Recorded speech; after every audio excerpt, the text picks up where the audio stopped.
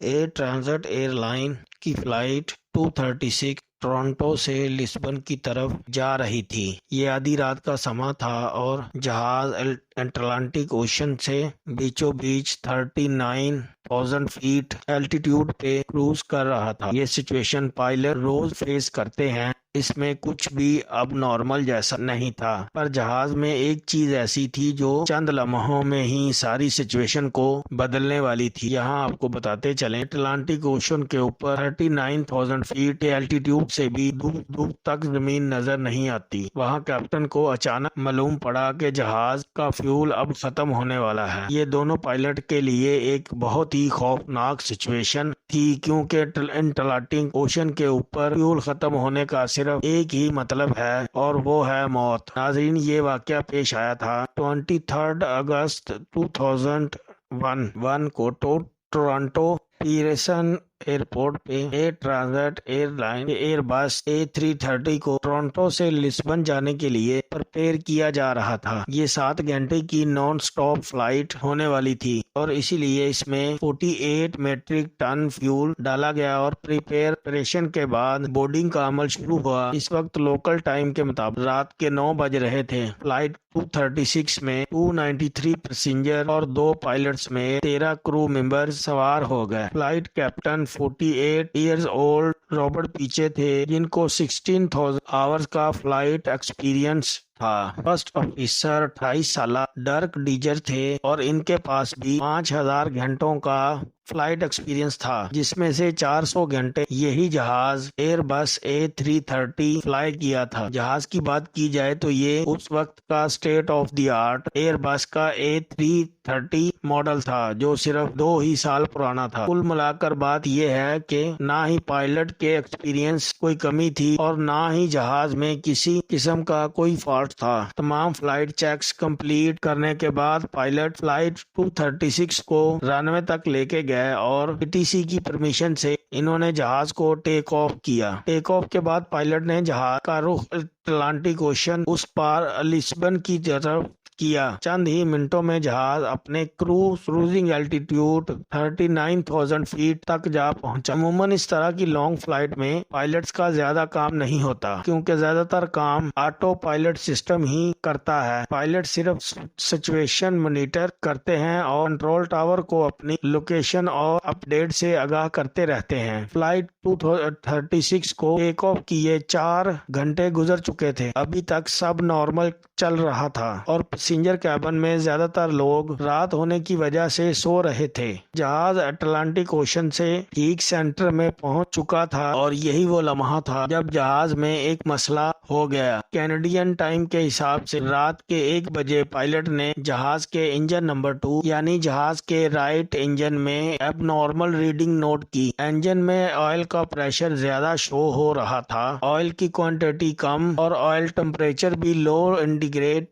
ہو رہا تھا۔ اس طرح کا ایرر پائلٹ اپنے کیریئر میں پہلی بار دیکھ رہے تھے۔ انہوں نے فوراً فلائٹ میموری کھولا اور اس عجیب ایرر کے بارے میں جاننے کی کوشش کی۔ نارملی جب جہاز آپریشنل ہوتا ہے تو وقت کے ساتھ ساتھ آئل ٹمپریچر بڑھتا ہے، لیکن یہاں وہ لو ٹمپریچر انڈیکیٹ کر رہا تھا، جو کہ کسی بھی طرح نارمل نہیں تھا۔ ان کو فلائٹ میموری میں ایرر کے بارے میں کوئی انفارمیشن نہ مل سکی۔ پائلٹس نے کینیڈا میں ایئر ٹرانزٹ کے مینٹیننس یونٹ سے کانٹیکٹ کیا اور ان کو اس ایرر کے بارے میں آگاہ کیا۔ بدقسمتی سے مینٹیننس یونٹ کو بھی اس ایرر کے بارے میں معلوم نہیں تھا۔ انہوں نے پائلٹ کو کہا کہ وہ اس ایرر کو مانیٹر کرتے رہیں اور تھوڑی دیر بعد ان سے دوبارہ کانٹیکٹ کریں گے۔ اگرچہ جہاز کے رائٹ انجن میں آئل فالٹی ریڈنگ شو ہو رہی تھی، لیکن پرواز میں کسی قسم کا بھی کوئی مسئلہ نہیں تھا۔ پائلٹ یہ سوچ کر ریلیکس ہو گئے کہ شاید کوئی فالٹی سینسر آئل کی غلط ریڈنگ دے رہا ہے، لیکن آدھے گھنٹے کے بعد کیپٹن کے سامنے ایک ایڈوائزری میسج ریسیو ہوا۔ یہ میسج آئل سے ریلیٹڈ نہیں بلکہ فیول سے ریلیٹڈ تھا۔ کمرشل ایئر لائن کا فیول ان کے ونگز میں ایکولی ڈسٹریبیوٹڈ ہوتا ہے، اور یہ نوٹس کیا گیا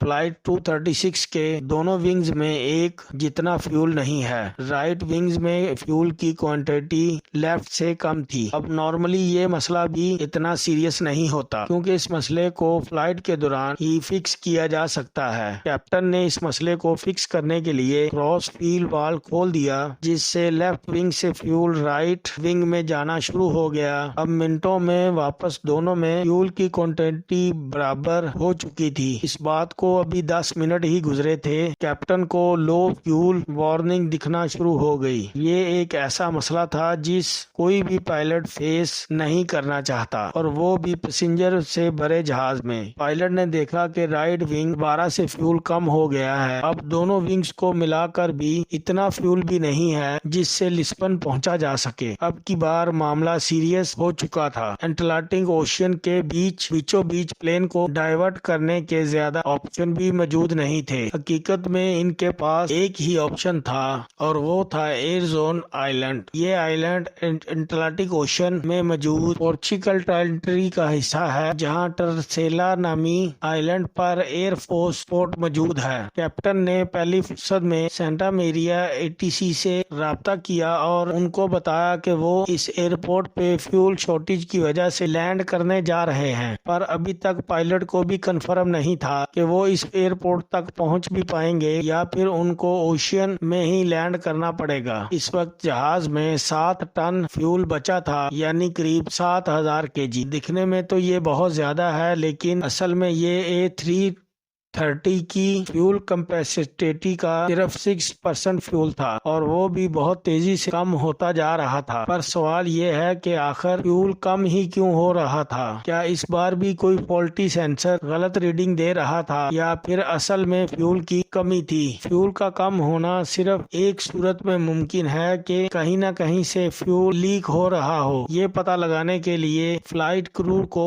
इंस्ट्रक्शन दी कि विंग की ट्रेलिंग एज यानी विंग के पिछले हिस्से को जाकर मॉनिटर कर। अगर तो फ्यूल लीक हो रहा होगा तो जरूर वहां से कोई इंडिकेशन मिलेगी, और अंधेरे की वजह से क्रू को ऐसी कोई इंडिकेशन ना मिल सकी। अब कंडीशन ये थी कि हर 5 मिनटों में 1 टन फ्यूल खत्म हो रहा था। कैप्टन को अब क्लियर हो गया कि फ्यूल कहीं न कहीं से लीक हो रहा है। उनके पास अब सिर्फ 25 मिनटों का फ्यूल बाकी बचा था, जिससे टर्सेरा एयरपोर्ट तक भी पहुंचना मुमकिन नहीं था। इस दौरान कैप्टन और फर्स्ट ऑफिसर लगातार मेंटेनेंस यूनिट और ATCC से कांटेक्ट में थे। मेंटेनेंस यूनिट ने कैप्टन इंस्ट्रक्शन दी कि वो फ्यूल लीकेज को कंफर्म करने के लिए 39,000 से 20,000 फीट तक लेकर जाए, पर कैप्टन ने ऐसा करने से इनकार कर दिया, क्योंकि पायलट का मानना था अगर फ्यूल लीकेज कंफर्म हो गई तो जहाज को वापस ऊपर लेकर जाना पॉसिबल नहीं होगा। एटलीस्ट उनके पास अभी 39,000 फीट पर ग्लाइडिंग का ऑप्शन तो बाकी है। अगले चंद मिनटों में सारे शक दूर हो गए जब जहाज के राइट इंजन में आग भड़क उठी। ये देखकर जहाज में अफरा तफरी मच गई, और पैसेंजर जो अभी तक सुकून नींद सो रहे थे, उनके सुकून को खौफ के बादलों ने ढक लिया। जहाज में अब 4.5 टन फ्यूल और सिर्फ एक इंजन बचा था। इस एक इंजन पे जहाज क्रूज करना पॉसिबल नहीं था, लिहाजा अब आहिस्ता आहिस्ता एल्टीट्यूड कम होना शुरू हो गया। दूसरी तरफ टर्सेरा एयरपोर्ट पर इमरजेंसी नाफज हो गई। फायर ट्रक्स और इमरजेंसी क्रू ने हर तरह की सिचुएशन को निपटने के लिए अपनी तैयारियां शुरू कर दी। जहाज जो कि टर्सेरा एयरपोर्ट अभी भी 200 किलोमीटर 40 किलोमीटर दूर था, उसमें अब सिर्फ 600 kg फ्यूल बचा था। इतने में वही हुआ जिसका डर लगा हुआ था। जहाज का लेफ्ट इंजन फुल थ्रस्ट पे चलने की वजह से जल गया, और अब फ्लाइट 236 बगैर इंजन के अटलांटिक ओशन के ऊपर ग्लाइड करने लगी। यहाँ पर कैप्टन का जहाज को 20,000 फीट तक ड्रॉप ना करने का फैसला बिल्कुल सही साबित हुआ। दोनों इंजन बंद होने की वजह से अब जहाज के अंदर अंधेरा छा गया, क्योंकि इंजन की वजह से ही जहाज का इलेक्ट्रिकल सिस्टम بھی چلتا ہے۔ خوش قسمتی سے جہاز آٹومیٹک ٹربائن باہر نکل آیا جو کہ ایئر سپیڈ سے اتنی الیکٹریسٹی جنریٹ کرتا ہے جس کارپیٹ کے امپورٹڈ اکوپمنٹ چل سکے۔ اب ٹرسیرا ایئرپورٹ 120 کلومیٹر دور تھا، جہاز 30,000 فیٹ تک نیچے آ گیا تھا اور کیپٹن کو یہ ڈسٹینس صرف گلائیڈ کر کے پار کرنا تھا۔ پیسنجر میں اندھیرا، پن ڈراپ سائلنس ایک خوف کا سما بنائے رکھا تھا، ایسی خاموشی جو شاید کسی آفت کا اشارہ دے رہی تھی۔ ورسٹ کیس یہ تھا اگر جہاز ایئرپورٹ تک نہ پہنچ پایا تو اس کو اوشین میں ہی لینڈ کرانا پڑے گا۔ اسی وجہ سے کریو پیسنجرز کو پانی میں لینڈنگ کے حوالے سے پرپیئر کرنا شروع کر دیا۔ اوشین میں لینڈنگ ہر طرح سے خطرناک ہوتی ہے کیونکہ اگر تو پیسنجر امپیکٹ سے بچ بھی گئے تو پانی میں ڈوب سکتے ہیں، اور اگر پانی میں نہیں ڈوبے تو ٹھنڈے پانی کی وجہ سے ہائپوتھرمیا سے مر سکتے ہیں۔ اب نارملی بغیر انجن کے پیسنجر پلین کو گلائیڈ کرنا بہت مشکل ہوتا ہے۔ سب کچھ پلین کے پچ کنٹرول پہ ڈیپینڈ کرتا ہے، جس کو پائلٹ مینولی اسٹک سے کنٹرول کر رہے تھے۔ جہاز کا الٹیٹیوڈ 2000 فیٹ پر منٹ کے حساب سے ڈراپ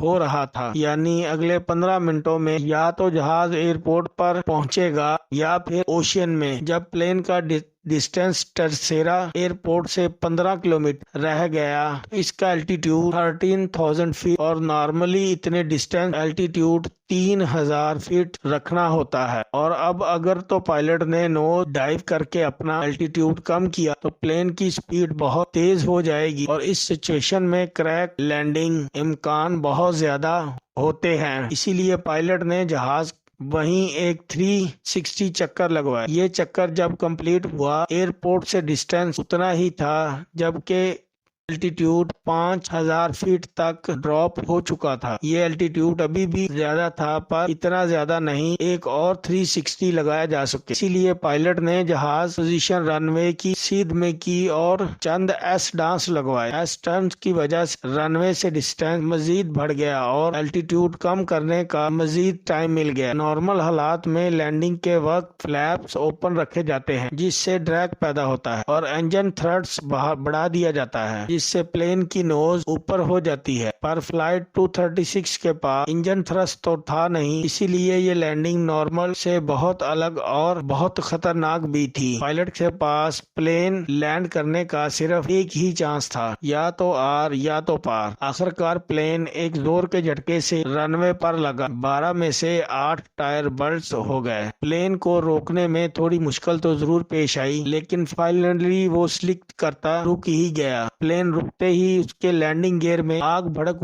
اٹھی جس پر ایئرپورٹ کرو نے فوراً قابو پا لیا۔ فلائٹ 236 ایویئن ہسٹری کا وہ پہلا اور آخری پیسنجر پلین تھا جس نے بغیر انجن کے سب سے زیادہ ٹائم تک گلائیڈ کرنے کا ریکارڈ بنایا۔ رائٹ انجن میں فیول کی لیکیج کے حوالے سے انویسٹیگیشن ہوئی تو معلوم پڑا کہ ٹورنٹو میں ٹیک اوور پہلے مینٹیننس کرو نے انجن ایک پارٹ چینج کیا تھا، لیکن وہ پارٹ کسی اور پلین کا تھا۔ لوز فٹنگ کی وجہ سے اس میں وائبریشن ہوئی جس نے قریب سے گزرتی فیول لائن کو برسٹ کر دیا۔ اس واقعے کے بعد ہی ایئر بس میں ایک نیا سسٹم انسٹال کیا جسے فیوچر میں پائلٹ کو دوران پرواز فیول لیکیج کا بھی پتہ پڑ سکے گا۔ 1 سال بعد کیپٹن رابرٹ پیچھے اور فرسٹ آفیسر ڈب ڈیکر کو ایئر بس A330 پر ڈیڈ ڈسٹک لینڈنگ کا انفارم کرنے کے لیے سپیریئر ایئر مین شپ ایوارڈ سے نوازا گیا۔